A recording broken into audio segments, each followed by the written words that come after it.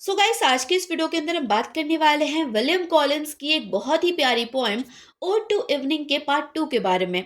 अगर अभी तक पार्ट 1 नहीं देखा तो फिर किस चीज का वेट कर रहे हो? जाओ फटाफट से, डिस्क्रिप्शन बॉक्स में लिंक गिवन है।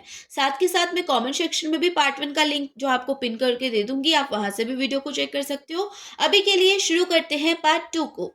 तो फर्स्ट लाइन हमारे पास है, the pensive pleaser sweet prepare थाय शेडवे कार। अब यहाँ पे पोइट बोलते हैं कि जो शाम का टाइम होता है, जो इवनिंग का टाइम होता है, वो बहुत ज़्यादा प्लीजेंट होता है। इसमें जो है बहुत ज़्यादा मज़ा आता है, बहुत ज़्यादा स्वीट टाइम होता है। लेकिन इसके साथ ये एक अलग सी बेचैनी लाता है। आपने अगर कभी महसूस किया हो तो आपने देखा होगा कि शाम के टाइम में हर एक चीज़ जो है बहुत ज़्यादा शांत होती है, एकदम से सन्नाटा सा हो जाता है। लेकिन उसके साथ में एक अलग सी बेचैनी हमारे दिल में होती है। हमें लगता है कि कुछ मिसिंग है, कुछ तो हम जो है छूट रहा है हमसे, ऐसा हमें फील होता है। तो पॉइंट यहाँ पे वही बोल रहे हैं कि जो शाम का टाइम होता है वो बहुत ज़्यादा स्वीट होता है, बहुत ज़्यादा प्लीजेंट होता है। लेकिन इसके साथ में ये एक अलग सी बेचैनी हमारे दिल में लाता है। अब पोइट बोलते हैं कि जैसे कि मैंने आपसे पहले कहा था कि जैसे ही शाम होती है, वैसे ही जितने भी जो है एल्फ्स होते हैं, जितने भी सुपर क्रिएचर्स होते हैं, जितनी भी परियां होती हैं, वो सब अपने घरों से निकल करके कुछ काम करने लग जाती हैं। अब वो क्या काम करती हैं? तो वो जो है तुम्हारे लिए एक रथ प्रिपेयर करती हैं, एक शेडवे कार प्रिपेयर करती हैं, जिसके अंदर जो है तुम बैठ करके जाओगी। अब यहाँ पर जो है पोइट बोल रहे हैं कि हे शाम, हे पवित्र शाम, तुम्हें पता है कि जो परियां हैं, जैसे ही जो है दिन का समय खत्म होता है, जैसे ही तुम्हारा टाइम आता है, वो एक काम में लग जाती हैं। सारी परियां जो है कुछ ना कुछ काम करने लगती हैं, और वो काम होता है तुम्हारे लिए एक रथ प्रिपेयर करने का।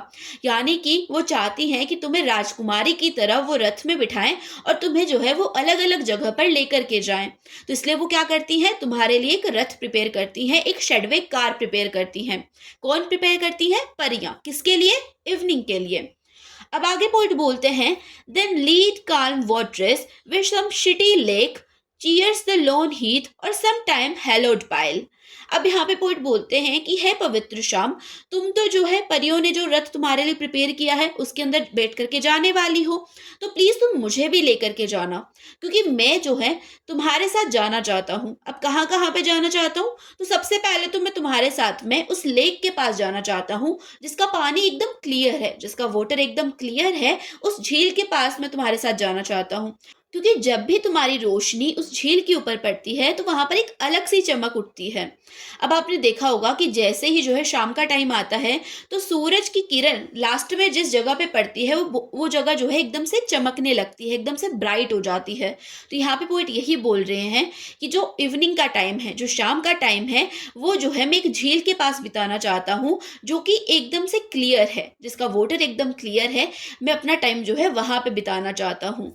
उसके बाद में तुम जो है मुझे एक ऐसी जगह पे लेकर के जाना जो एकदम से लॉनली हो गई है, यानी कि एक ऐसी जगह जो एकदम से सुनसान हो गई है, जहां पर कुछ भी नहीं है, एकदम बंजर जमीन है। मैं उस जगह पे तुम्हारे साथ जाना चाहता हूँ, और मैं देखना चाहता हूँ कि जो सूरज की किरण है जब उस जमीन के ऊपर पड़ेगी तो वो जमीन कैसे चमकती है। मुझे वो सब चीजों को देखना है, उन सब चीजों को महसूस करना है। तो जब भी तुम जो है उस रथ पे बैठ करके जाओगी, तो मुझे जो है तुम अपने साथ लेकर के जाना। अब ये सब चीजें जो है पोइट किससे बोल रहे हैं? इवनिंग से बोल रहे हैं। फिर वो बोलते हैं कि उसके बाद में मुझे अपना थोड़ा सा टाइम जो है उस हैलोड पाइल में बिताना है। अब हैलोड पाइल यहाँ पे बोला गया है खंडर को।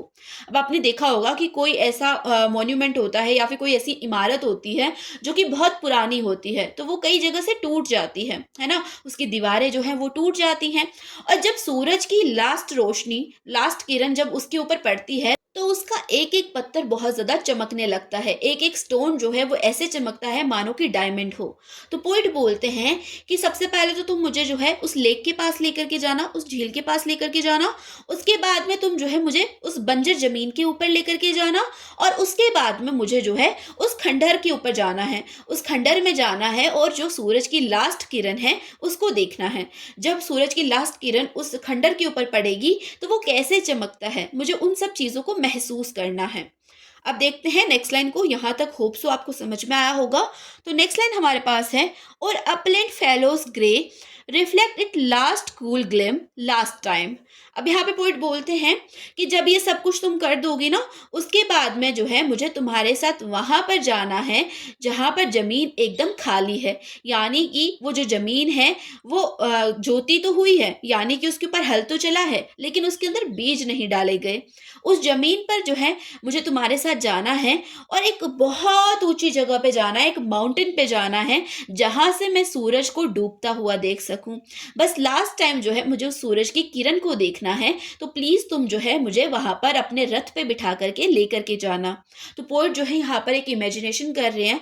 वो बोलते हैं कि जो इवनिंग का टाइम होता है ना, मुझे इन सब जगहों पर जाकर के उसे महसूस करना है, उन सब चीजों को देखना है। जब सूरज की लास्ट किरण उन सब चीजों के ऊपर पड़ती है तो वो कैसे चमकती हैं, उस नज़ारे को मुझे देखना है। और इसीलिए वो क्या कहते हैं, वो इवनिंग से कहते हैं कि तुम जब भी जाओगी तो मुझे जो है अपने साथ इन जगहों पर लेकर के जाना।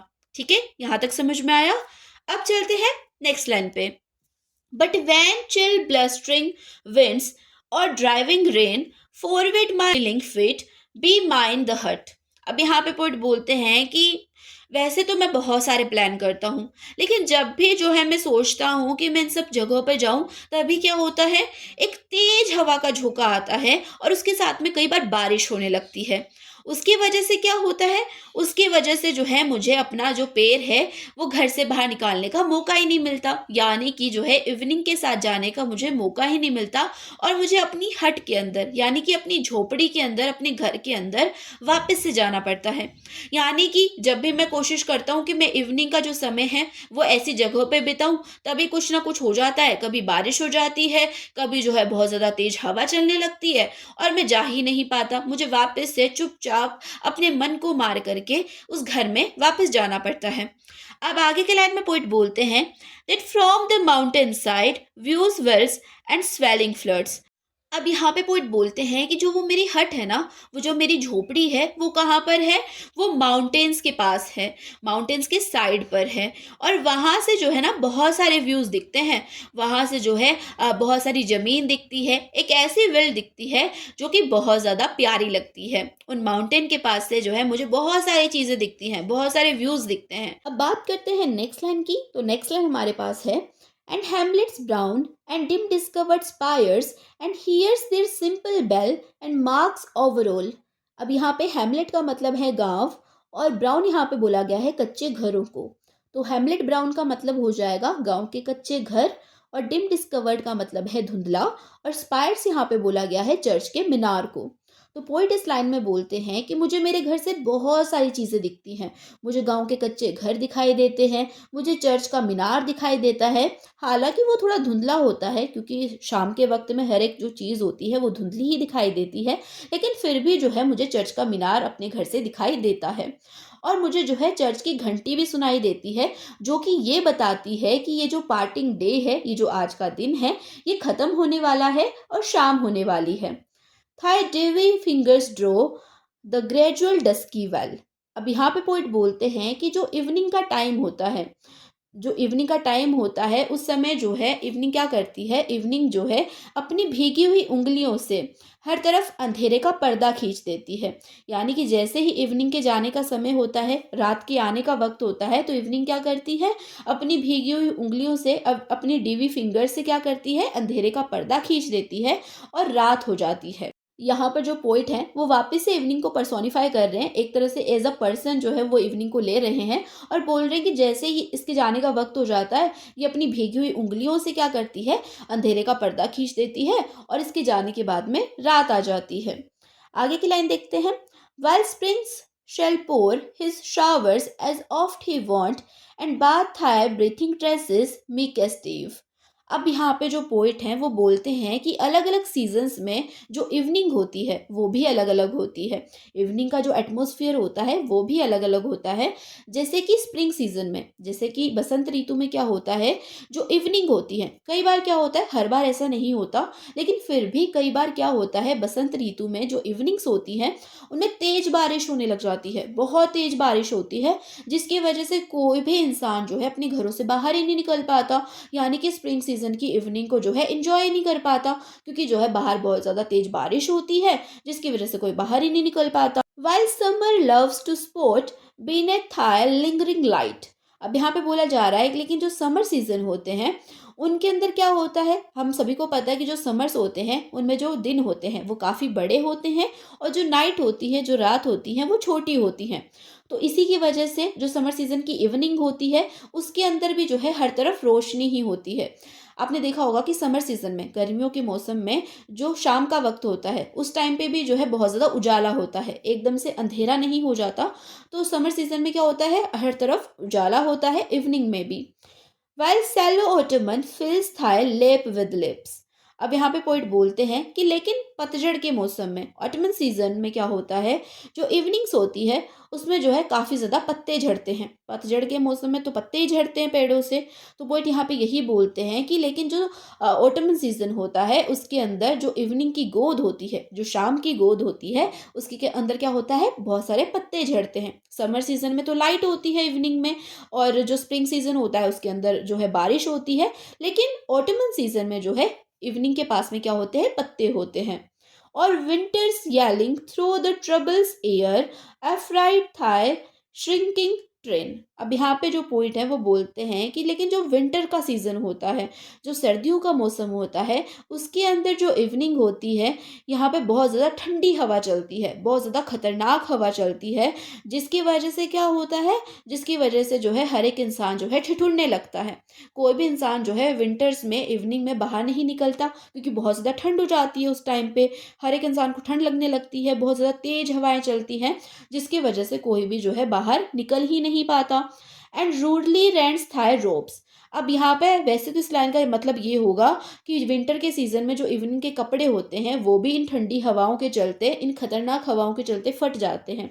लेकिन अगर हम इसका दूसरा मतलब समझें तो इसका मतलब यहाँ पर ये है कि विंटर सीजन में क्या होता है, बहुत ज़्यादा तेज हवाएं चलती हैं, जिसकी वजह से कोई भी इंसान जो है वो इवनिंग का जो टाइम होता है, विंटर सीजन की जो इवनिंग का टाइम होता है, शाम का वक्त होता है, उसको इंजॉय नहीं कर पाता। उसको क्या करना पड़ता है, अपने घरों में रहना पड़ता है ताकि उन्हें ठंड ना लग जाए। ठीक है, अब बात करते हैं नेक्स्ट लाइन की। So long sure found beneath the sylvan shade shall fancy friendship science rose lipped health. अब यहाँ पे पोइट बोलते हैं कि जब तक ये सीजन्स रहेंगे तब तक जो है, जो पोइट्स होंगे वो पोइट्रीज लिखते रहेंगे, तब तक जो फ्रेंड्स होंगे वो फ्रेंडशिप निभाते रहेंगे, तब तक जो है साइंस ग्रो करती रहेगी, और तब तक जो है लोग अपनी हेल्थ के प्रति कॉन्शियस रहेंगे। यानी कि जब तक ये सीज़न चलेंगे, जब तक इस दुनिया में सीजन्स रहेंगे, जब तक इस दुनिया में इवनिंग रहेगी, तब तक जो है बाकी की सारी चीज़ें होती ही रहेंगी। Thy gentlest influence own and hymen thy favourite name. अब यहाँ पे पोइट जो है वो बोलते हैं इवनिंग को कि हे पवित्र शाम, हे प्यारी सी इवनिंग, जब तक तुम हमारे पास आती रहोगी, जब तक जो है तुम हमारे पास आती रहोगी, हमें मोटिवेट करती रहोगी हमारे अच्छे फ्यूचर के लिए, तब तक जो है हम तुम्हें तुम्हारे फेवरेट नाम से बुलाते रहेंगे, तब तक हम जो है तुम्हारे नए नए नाम रखते रहेंगे, और तुम तब तक जो है तुम हमारी फेवरेट रहोगी। और इसी लाइन के साथ में जो पोइट है इस पोइम को एंड कर देते हैं। तो होप सो आपको जो ये पोइम है ये समझ में आई होगी, मेरा एक्सप्लेनेशन आपको समझ में आया होगा। अगर वीडियो अच्छी लगी तो वीडियो को लाइक कर देना, चैनल को सब्सक्राइब कर लेना, और अपने फ्रेंड्स के साथ इस वीडियो को शेयर भी कर देना। साथ के साथ अगर आपको किसी और टॉपिक पे वीडियो चाहिए तो आप उस टॉपिक का नाम मुझे कमेंट सेक्शन में कमेंट कर सकते हैं, मैं उस टॉपिक पे ज़रूर से वीडियो बनाऊंगी। तो बस मिलते हैं नेक्स्ट वीडियो में, तब तक के लिए bye bye, take care, keep watching, keep learning.